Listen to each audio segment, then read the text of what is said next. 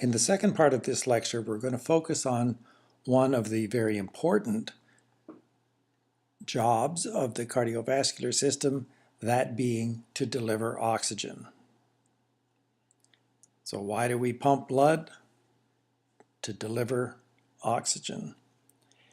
And we use the Fick equation to mathematically describe the relationship between oxygen uptake in the body and the factors that determine it. Oxygen uptake is abbreviated V.O2. It's a rate, milliliters or liters of oxygen per minute. And you can see when we talk about delivering oxygen, the goal is that the oxygen be not just carried to the muscles, carried to the tissues, but used. And if in fact it is dropped off at the tissues or in the muscles, it is used. So this VO2, this utilization of oxygen, accurately reflects the delivery of oxygen. The Fick equation, V.O2, VO2 equals cardiac output times the AVO2 difference. The A stands for arterial, the V stands for venous. This is explained perhaps a little better in the second version of the Fick equation, and I'll just read it from left to right and explain what each of those abbreviations stands for. VO2, the rate at which oxygen is used in the body, equals cardiac output, Q subscript C or CO, cardiac output, how much blood is pumped from the heart each minute, times, open parentheses, the content of oxygen in the arterial blood minus the content of oxygen in the venous blood. And just to clarify, content of oxygen in the arterial blood is blood as it leaves the heart and lungs in the aorta. So as the blood leaves the lungs, the heart and the lungs, it's loaded up with oxygen.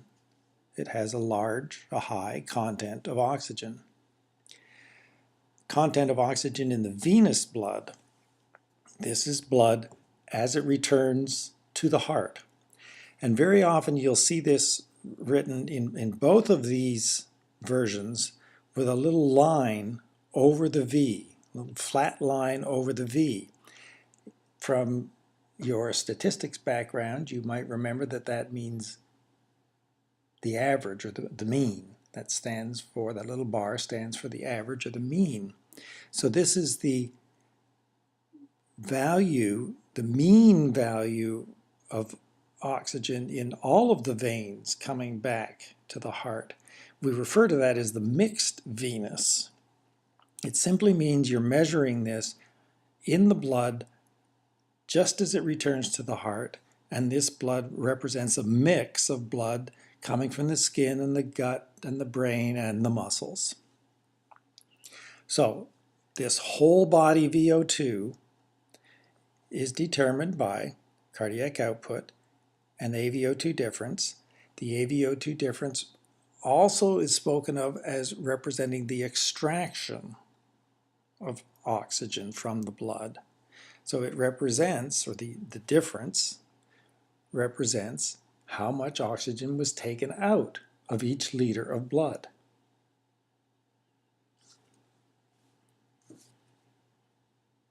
So VO2, how much oxygen is delivered, is the product of how many liters of blood are pumped and how much oxygen is taken out of each liter of blood. So how might we increase oxygen uptake in the body?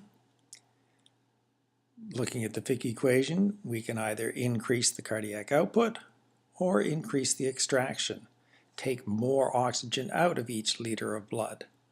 I'll not give you numbers right now, but as we shall see, at rest, when blood comes back to the heart, it has about three quarters as much oxygen as it had when it left. In other words, it does not drop off all of the oxygen that it's carrying.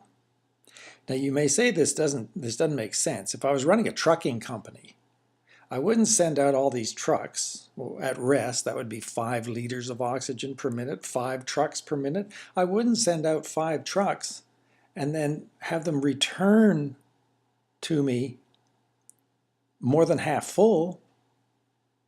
But that is the way the body works. And it makes sense for a number of reasons. One of which is simply you have to deliver blood to the whole body. So you have to pump quite a bit of blood because it's got to go to so many different places. So you need to pump at least 5 liters of blood so there's enough blood being pumped to go everywhere. And that means you simply don't have to extract as much. Which means, looking at the bottom bullet here, when you do need more oxygen, for example, when you're exercising and you need more oxygen to make more ATP, and that's the only thing we use oxygen for, when we need more energy, we can get it 2 ways. Pump more blood, increase the cardiac output, and widen the AVO2 difference, extract more oxygen from each liter of blood. So it works well for us. Now this VO2 is just looking at the whole body, the energy demands or the oxygen demands for the whole body. But we are interested in exercise, and it becomes important for us to know how do we increase oxygen delivery and utilization in the muscles during exercise. So we just slightly rewrite the Fick equation so that VO2 equals muscle blood flow times the difference in the content of oxygen. Now, as far as the muscle is concerned, it doesn't care how much blood is being pumped from the heart. It cares how much of that blood is coming to it. So muscle blood flow is what's important. And also now, the CaO2, the content of oxygen in the arterial blood, that's the same. Blood leaves the heart, is loaded up with oxygen, and stays loaded up with oxygen until it reaches the muscle and starts delivering it. Here, this CVO2, this V does not have a little line over it. It's not mixed venous blood. It's the venous blood as it leaves the muscle. So we're just looking at the level of the muscle now. How much blood enters the muscle, how much oxygen is in each liter of blood that enters the muscle, how much oxygen is in each liter of blood that leaves the muscle. So now we ask, how can we increase oxygen utilization in the muscle? How can we increase aerobic ATP production in the muscle? Okay. Increase muscle blood flow and widen the AVO2 difference. How do we increase muscle blood flow? 2 ways really. First, we are going to pump more blood from the heart. And this was our previous lecture. During exercise, we increase the cardiac output. So we pump more blood from the heart. But what we also do is send a greater percentage of it to the muscles. So we might shut down blood flow to the gut. You don't need to be digesting food when you're, in the old days, running after prey, or if you're the prey, running away from some hunter. So we redistribute the blood flow, the cardiac output, so the muscles get a greater percentage. How do we accomplish this? During exercise, we have sympathetic activity, which, if you remember, increases the heart rate and stroke volume. So we pump more blood. It also causes vasoconstriction. It makes the vessels smaller. Now you're going to say, oh wait, I'm trying to pump blood to places and I'm making all the vessels smaller. That's not a good thing. And you're right, it's not a good thing. But what it accomplishes is, and we'll talk about this later, it does help maintain blood pressure. That's a good thing. But what we have is, in the muscle, local effects, and we call them humoral effects because they're not neural. They're related to stuff, chemicals. We have local humoral effects which cause dilation in the vessels in the muscles. So that means, or what are these? What causes these? Hydrogen ions, acidity, potassium ions, which are released when the muscles are more active, heat, which is generated by an exercising muscle, and carbon dioxide, which is released as part of aerobic oxidative phosphorylation. So consequences of lots of ATP production, heat, CO2, hydrogen ions, cause this local dilation, which means the vessels are wide open going to the muscles, but because of the sympathetic activity, they're constricted everywhere else. So blood literally follows the path of least resistance, and most of it goes to the muscles where it's needed. So we have these two factors combining to increase muscle blood flow: greater cardiac output and this local vasodilation. And then we also do increase the AVO2 difference. We do extract more oxygen from each liter of blood. And it's mostly simply a fact that the mitochondria are using up oxygen. So they're sucking up oxygen and creating a huge gradient from the blood to the mitochondria. So the oxygen just moves from the blood through the cells to the mitochondria because of a large gradient. So that's pretty passive. But that means there's three things that happen to increase muscle oxygen uptake: cardiac output, local vasodilation, a greater percentage of the cardiac output going to the muscles, and more oxygen extracted from each liter of blood that does go through the muscles. Three things. And thank goodness we have these three things, three mechanisms that help us increase our aerobic ATP production, because if we cannot increase our aerobic ATP production to meet the demand of exercise, that means we're going to have to rely upon our anaerobic pathways more, or we'd have to slow down. And if you're running from a bear, you don't want to slow down. So it's good. We have three ways to increase muscle VO2. Speaking of muscles and the cardiovascular system, the heart is a muscle, and it's a unique muscle. And we will talk about myocardial oxygen uptake, VO2 of the heart muscle. And if you thought it was important to deliver oxygen to the skeletal muscles so that you could keep on running, it's really important to deliver the oxygen that's needed to the heart muscle, because the heart muscle is an aerobic only muscle. So it needs if it doesn't get enough oxygen, it doesn't work.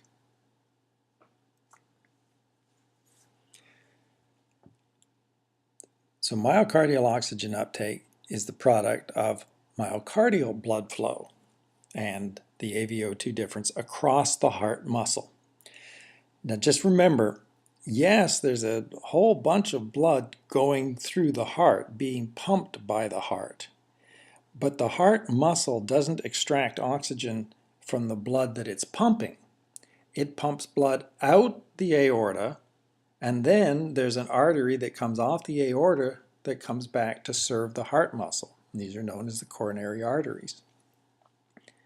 And the coronary arteries are somewhat famous because they're the ones that get disease, coronary artery disease, CAD, coronary artery disease. And what happens in coronary artery disease is these vessels are narrowed by plaque or atherosclerosis, so they're unable to deliver needed blood to the heart muscle. Okay, in exercise, how do we increase myocardial oxygen uptake? Well, let's start on the right-hand side of the Fick equation. Do we widen the AVO2 difference? Do we extract more oxygen from each liter of blood that goes through the heart muscle like we did in the skeletal muscle? No. The heart always extracts the same percentage of oxygen from the blood flowing through it. So something that worked for us in the skeletal muscle doesn't work for us in the heart. Okay. Let's see, I'm exercising, so I'm pumping more blood out. So logically, I would expect more to come through those coronary arteries. Do I get a greater percentage of the cardiac output going through the coronary arteries, like I did in the skeletal muscle? No. The heart always gets about 4% of the cardiac output. That means that the only way, looking at that equation, the only way we can increase the myocardial VO2 is through an increase in cardiac output. That's the only thing that increases myocardial blood flow. Okay, we had 3 mechanisms to increase skeletal muscle VO2, and the consequence of them not meeting the demand was that we had to slow down. In the heart, there's only one mechanism for increasing myocardial VO2, and that's the increase in cardiac output. And if that doesn't work, the heart muscle doesn't get enough oxygen, and parts of it die. You have a heart attack. You die. You might be a little concerned. But let's just think for a second. The bottom of this slide. If the heart works twice as hard, how much more energy does it need? Okay, you say twice as much. Okay, let's start over. If the heart works twice as hard, how much more energy does it need? Twice as much. Good. If the heart needs twice as much energy, how much more oxygen does it need? Good. You said twice as much. Okay. If the heart works twice as hard, how much more blood does it pump? Correct. Twice as much.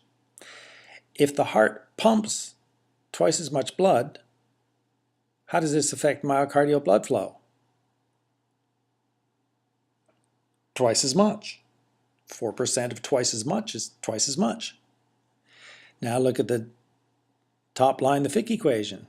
If the myocardial blood flow goes up twice as much, how does that affect the VO2? Twice as much. And how much VO2 did you say we needed? Twice as much. It's perfect. Oxygen delivery and consequently utilization by the heart muscle is perfectly matched to the demands of the heart. Because the job of the heart, the work of the heart, pumping blood is directly related to the delivery of oxygen. And everything is just fine as long as those coronary arteries are patent, as long as they allow the blood to flow through them. Now here's a question. During exercise, do arteries in the muscles dilate in order to attract a greater percentage of the cardiac output? Yes. Here's a question. During exercise, do the arteries in the heart dilate to attract a greater percentage of the cardiac output? Answer, no. They always get 4%. They don't get a greater percentage of the cardiac output. Now here's the tough question. During exercise, do the arteries in the heart, do the coronary arteries, dilate? And the answer is yes. They dilate because the blood, they're going to get more blood flowing through them. They're going to get 4% of a greater cardiac output. So they have to be able to dilate. And that's one of the issues with coronary artery disease. First, they can get blocked. And second, if they're unable to dilate, then there's just no way that you can get 4% of 25 liters of blood per minute of your maximal cardiac output flowing through the heart. It just won't work. So the coronary arteries are key to allowing myocardial oxygen uptake to increase.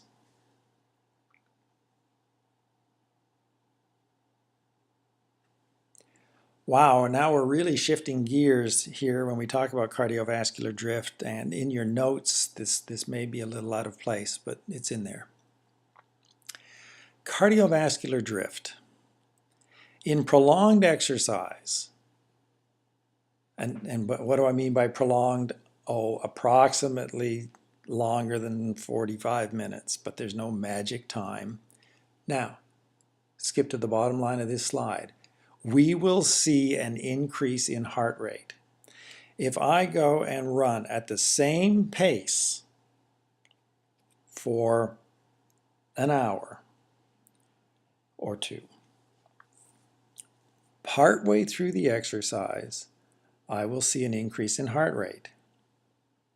Now, as I run at this constant pace, the energy demand is the same. The VO2 is the same. If you look at the Fick equation, then you'd say, well, then cardiac output is the same. And then if you go back to the cardiac output equals heart rate times stroke volume equation, you'd say, well, then heart rate should be the same. Here's the deal. Now we look at the top of the slide. Over time, the stroke volume drops slightly. And in order to maintain the cardiac output, we have to have a compensatory increase in heart rate. Now this is okay as long as the heart rate stays below its maximal value. But if the stroke volume keeps going down and the heart rate keeps going up and it reaches your maximal heart rate, then if the stroke volume goes down anymore, the heart rate can't compensate. And then your cardiac output will drop. And if your cardiac output drops, then your VO2 drops. And if your VO2 drops, you have to slow down. So this can have an effect. Now, let's ask, why does this happen? Why do we get a reduced stroke volume over time?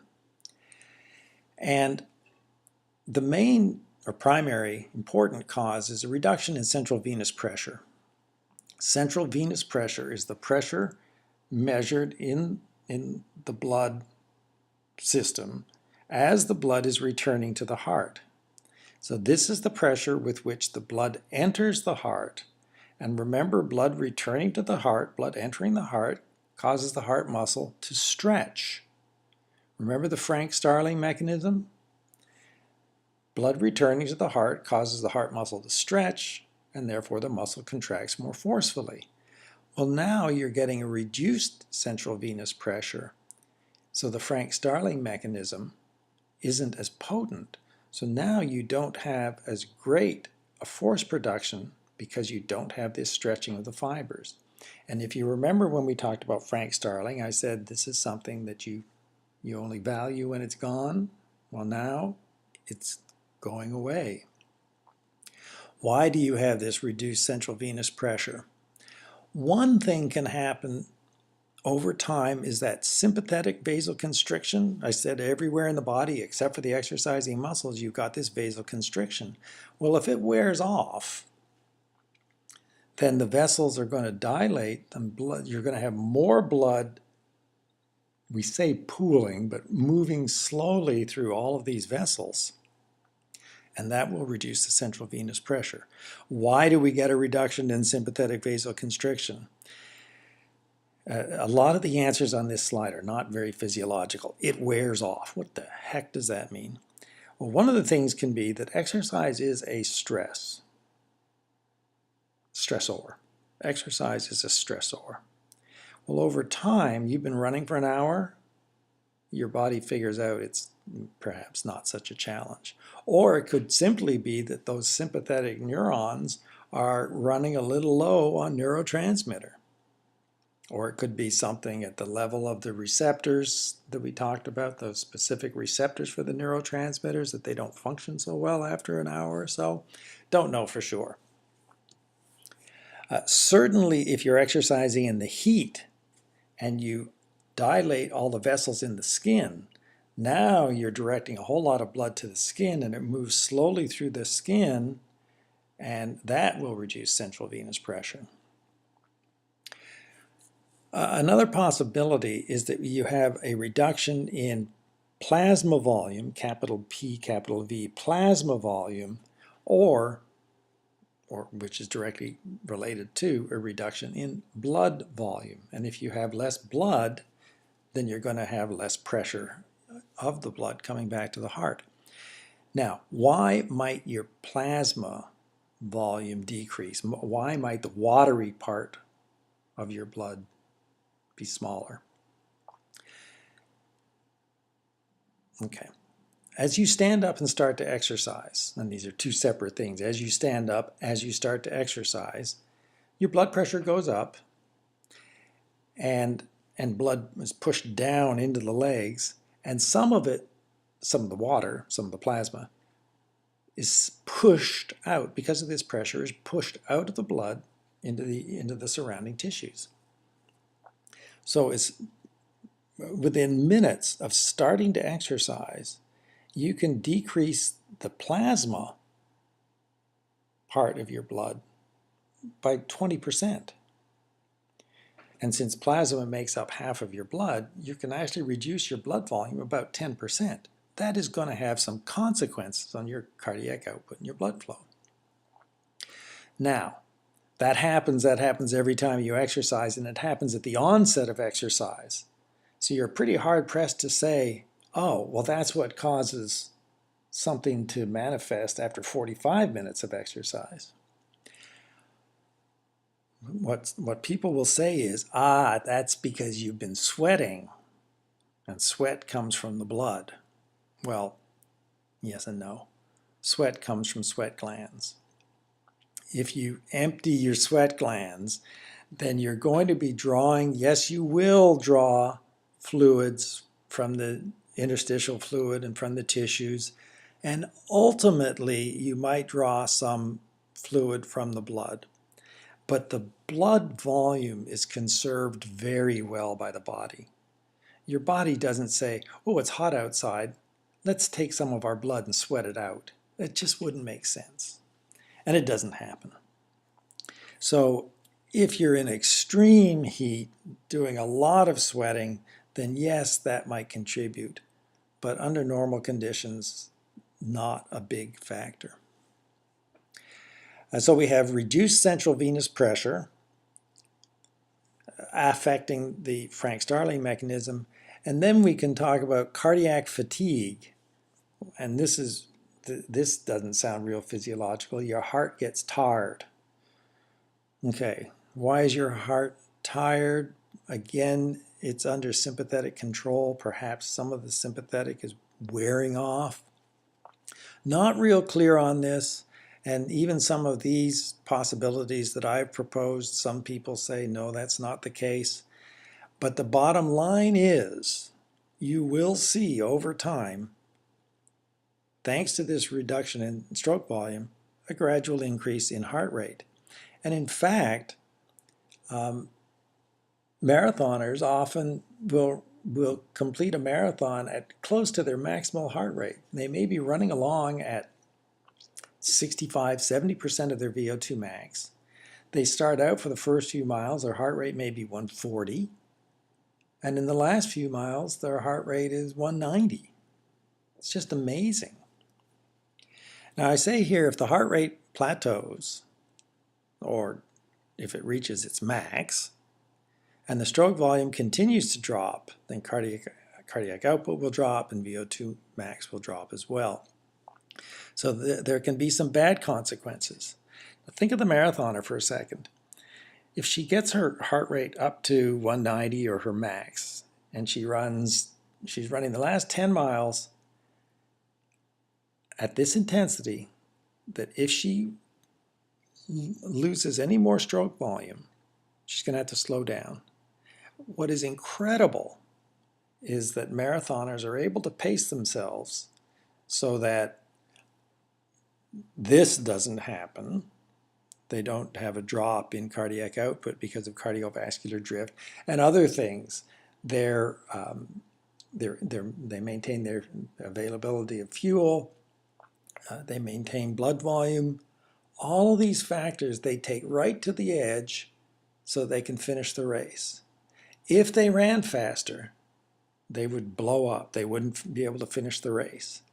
At any point in time in a marathon, if you came up behind somebody with a gun or a big stick or a car, you could make them run faster.